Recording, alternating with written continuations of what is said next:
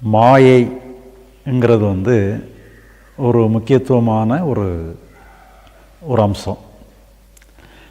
உண்மை எப்படி முக்கியத்துவம் பெறுதோ அதே மாதிரி மாயைங்கிறதும் முக்கியத்துவம் பெறுது.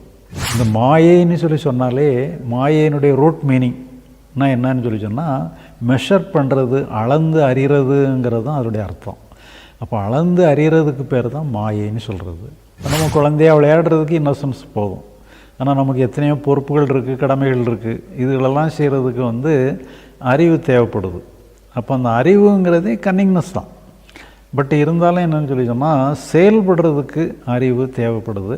அந்த அறிவினுடைய அம்சங்கிறது மாயைன்னு நம்ம சொல்கிறோம். அந்த மெஷர் பண்ணி அறிஞ்சு அளவு பண்ணுறதெல்லாம் மாயைன்னு சொல்கிறோம். சொல்லப்போனான்னு சொன்னால் நம்ம அத்தனை அறிவுமே இந்த மாயை சார்ந்தது தான். மாயை இல்லைன்னா அறிவுனிட்டே ஒன்றுமே கிடையாது.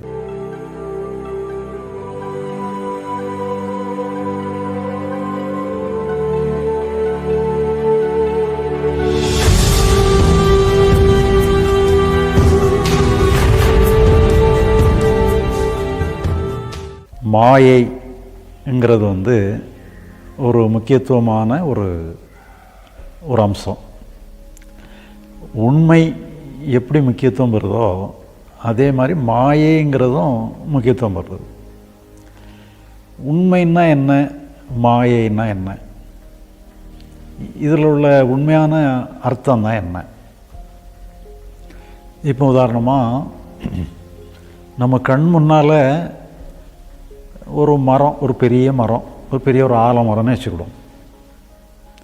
ஒரு பிரம்மாண்டமான மரம் இருக்குது. இது உண்மையா பொய்யா? நம்ம கண் முன்னால் தெரியுது, அது அசைகிறது நம்ம பார்க்குறோம், அதனுடைய நிழலை பார்க்குறோம், அதனுடைய அம்சம் எல்லாமே நமக்கு நல்லா டோட்டலாக தெரியுது. இது உண்மையா பொய்யான்னு சொல்லி கேட்டால் நம்ம என்ன சொல்லுவோம்? இதான் நமக்கு நிதர்சனமாக தெரியுத, நம்ம கண் முன்னால் இருக்கிறது எப்படி பொய்யாகும்ங்கிற மாதிரி நம்ம சொல்லிடுவோம். ஆனால் உண்மையில் பார்த்தீங்கன்னு சொன்னால் அந்த மரத்தை நம்மளால் பார்க்கவே முடியாது, இந்த மரத்தை நம்ம ஃபீல் பண்ணவே முடியாதுன்னு சொன்னால் அது பார்த்தா நம்புறது கொஞ்சம் கஷ்டமாக இருக்கும். அதான் நம்ம கண் முன்னால் நல்லா தெரியுதுன்னு சொல்லி பார்த்தா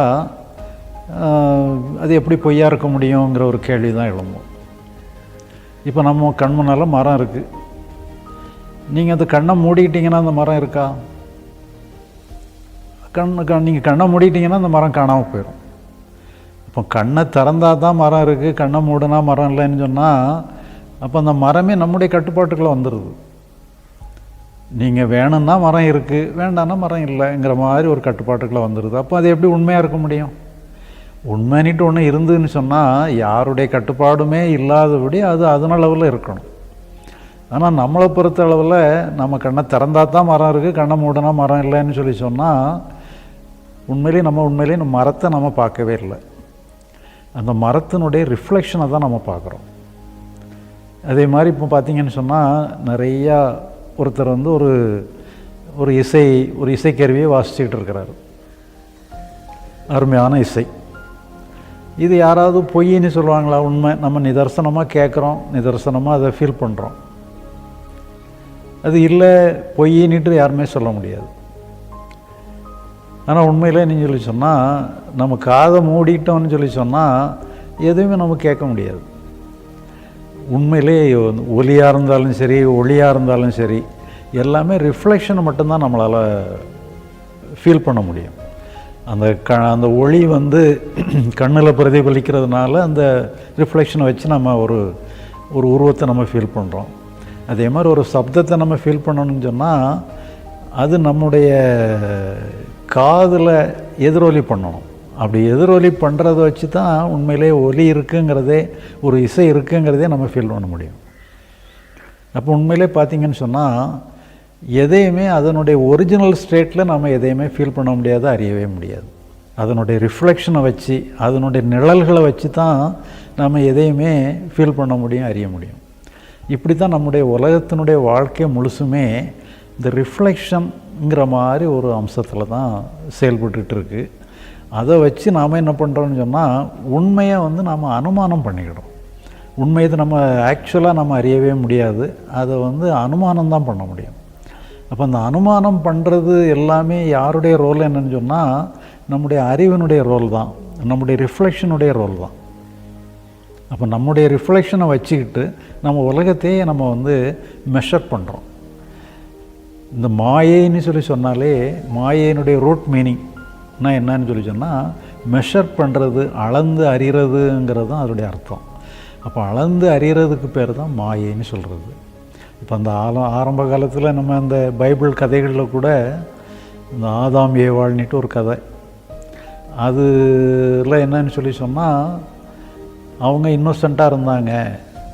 பகுத்தறிவு மரம்னுட்டு சொல்லி ஒரு மரத்தினுடைய கனியை புசித்ததுனால அவங்களுக்கு பகுத்தறிவு ஏற்பட்டுட்டுது, பிரித்து பார்க்கக்கூடிய அறிவு ஏற்பட்டுட்டுதுங்கிற மாதிரி அந்த கதை. அது கதையாக உண்மையான சம்பவங்கிற மாதிரி அவங்க சொல்லுவாங்க. பட் இருந்தாலும் அது கான்செப்ட் என்னன்னு சொல்லி சொன்னால் நம்ம பகுத்தறிவு எப்போ வேலை செய்தோ அப்போ நம்முடைய இந்த இன்னோசன்ட் ஸ்டேட்டெல்லாம் போயிடும். அந்த இன்னோசன்ட் ஸ்டேட்டில் தான் ரியாலிட்டி இல்லைங்கிறது எல்லாமே இருக்குது.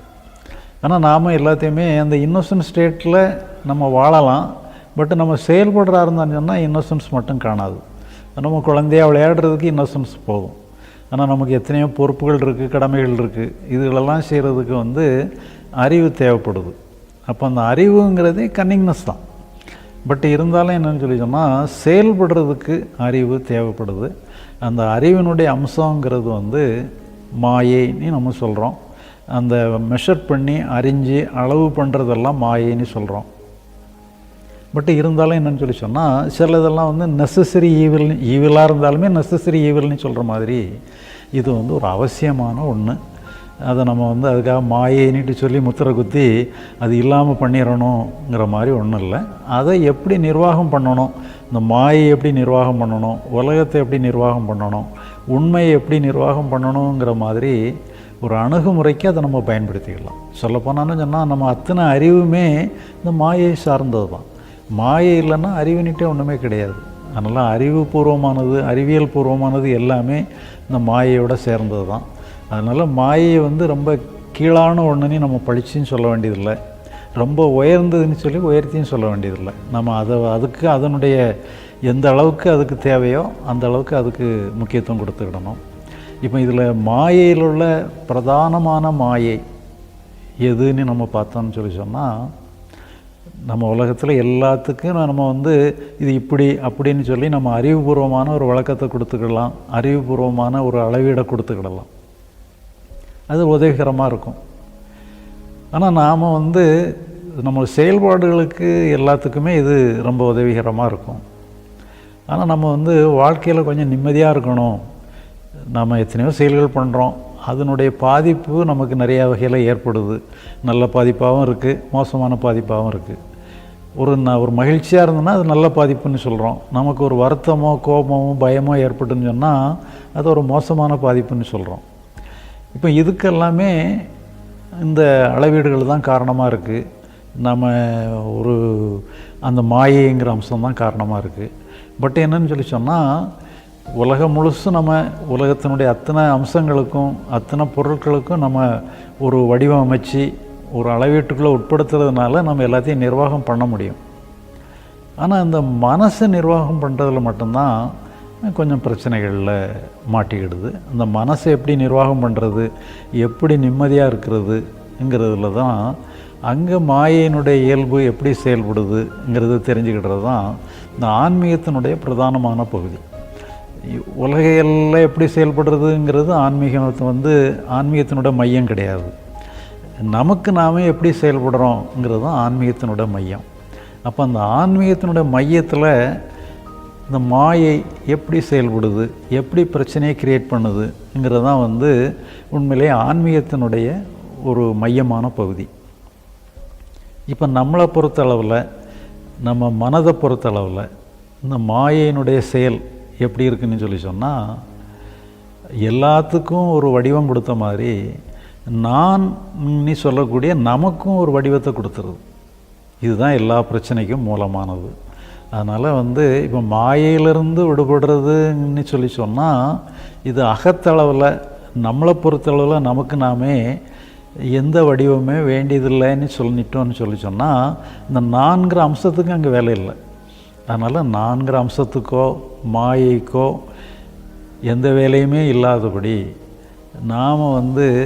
நாம் நாமளாக இருக்கிறது, நாம் இயற்கையாக இருக்கிறது, நம்ம நேச்சுரலாக இருக்கிறது, இன்னோசண்ட்டாக இருக்கிறது தான் ஆன்மீகத்தினுடைய உயர்ந்த நிலை. இது நம்முடைய இயற்கையான நிலை. இது நம்ம அடைய வேண்டியது ஒன்றும் இல்லை. அடைய வேண்டியது அத்தனையுமே மாயையினுடைய செயல்பாடு. நாம் இப்போ மாயையை வச்சு தான் நம்ம முள்ளால் எடுக்கிறதுங்கிற மாதிரி இந்த மாயையை வச்சு தான் மாயையும் புரிஞ்சிட வேண்டியிருக்கு. நம்முடைய தவறுகளையும் மாயையினுடைய உதவியோடு தான் புரிஞ்சிட வேண்டியிருக்கு. ஏன்னா புரிஞ்சுக்கிடுறது எல்லாமே மாயையினுடைய அம்சம்தான். அறிவு அத்தனையுமே மாயையினுடைய அம்சம்தான். அதனால் அந்த அறிவை பயன்படுத்தி, அந்த மாயையை பயன்படுத்தி நம்முடைய அகத்தளவில், நம்முடைய மனசை பொறுத்த அளவில், அதன் அளவில் அது சுதந்திரமாக இருந்தால் போதும், அதுக்கு எந்த பொறுப்புமே இல்லை, அது எப்படி வேணாலும் இருந்துட்டு போகலாங்கிற மாதிரி ஒரு முடிவுக்கு வரணும். அந்த முடிவுக்கு வர்றது ஆன்மீக உலகத்தில் ஞானம்னு நம்ம சொல்கிறோம். அந்த ஞானம்ங்கிறதும் எங்கே இருக்குதுன்னு சொன்னால் இந்த மாயையில் தான் இருக்குது. ஏன்னா மாயை எங்கே அஞ்ஞானம் இருக்கோ, எங்கே அறிவு இருக்கோ, அங்கே தான் ஞானமும் இருக்க முடியும். அஞ்ஞானமும் அங்கே தான் இருக்குது, ஞானமும் அங்கே தான் இருக்குது. அப்போ அகத்தை பொறுத்தளவில் நமக்கு எந்த வேலையுமே இல்லை, அது எப்படி வேணாலும் இருந்துட்டு போட்டோங்கிற மாதிரி அந்த அகத்தினுடைய செயல்பாட்டுக்கு, மனதினுடைய சுய செயல்பாட்டுக்கு எந்த விதமான நிர்பந்தமும் கொடுக்காம எப்படி வேணாலும் இருந்துட்டு போட்டோங்கக்கூடிய ஒரு முடிவுக்கு வர வேண்டியது தான் மாயையினுடைய ஒரு நல்ல அம்சம். இப்போ மாயையை பற்றி சொல்லும் பொழுதும் கூட மாயையை கூட 2ஆக பிரிப்பாங்க. வித்யா மாயை, அவித்யா மாயைங்கிற மாதிரி. வித்யா மாயைன்னா அறிவோடு கூடிய ஒரு மாயை, அவித்யா மாயைன்னா நம்மளை பந்தப்படுத்தக்கூடிய மாயை. நம்ம தாறுமாறாக செயல்பட்டு இருந்தோம்னு சொன்னால் அது அவித்யா மாயைன்னு சொல்கிறோம். அறிவில்லாமல் நம்மளை நாமளே லாக் பண்ணுற மாதிரி செயல்படும் பொழுது அது அவித்யா மாயைன்னு சொல்கிறோம். நம்மளை விடுதலை பண்ணுற மாதிரி, நம்மளை ரிலீஸ் பண்ணுற மாதிரி ஒரு ஞானத்தோடு இருக்கிறத வித்யா மாயைன்னு சொல்கிறோம். அந்த மாதிரி நம்ம நம்மளை பொறுத்த அளவில் நமக்கு அங்கே ஒரு வேலையுமே இல்லை, நான்கிறதுக்கே வேலை கிடையாதுங்கிற மாதிரி அந்த அளவில் நம்மளை நாமளே புரிஞ்சுக்கிடுறது இந்த மாயையினுடைய நல்ல செயல்பாடு. அதுதான் ஞானமாகவும் இருக்குது.